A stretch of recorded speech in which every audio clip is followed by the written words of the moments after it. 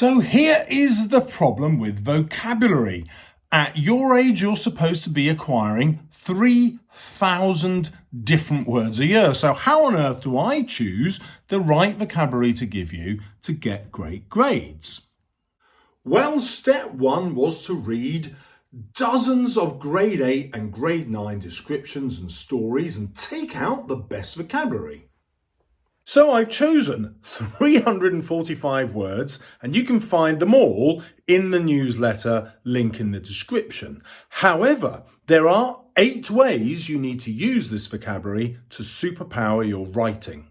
Pick out all the words related to the senses, in particular sounds, and then describe a noisy scene. Put a character in it so that the description feels real, as though it could go in a story. Next, you're going to invent 2 characters, a hero and a villain, and then use vocabulary that you can find in the list that would describe both of those characters. Write about both of them because they will fit any description and any story. Next, you want to think about the context. Pick the city and the countryside, the past and the future, a place you would like to be and a place you wouldn't like to be.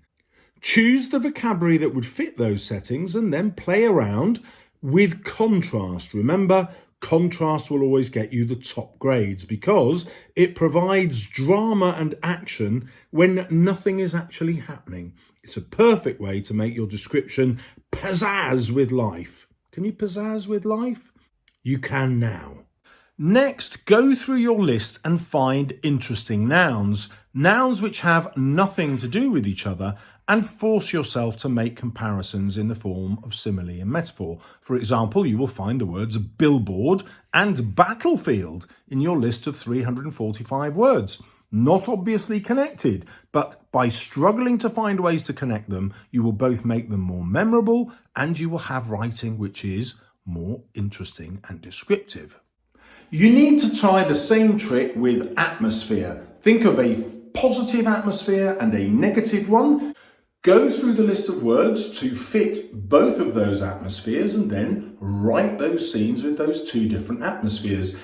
As you can see, combining 2 atmospheres with 2 characters will always give you options in the exam, and you will be able to steal ideas you've already prepared from the vocabulary you've just stolen.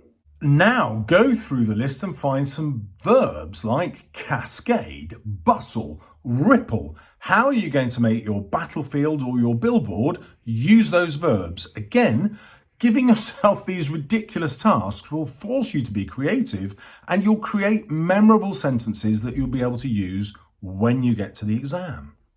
The 8th technique is to introduce artificial rules. So you look at the vocabulary and say, right, I've got to use 15 of these words in the next 60 words that I write. Or I have to write a 50-word sentence or 25-word sentence using so many words.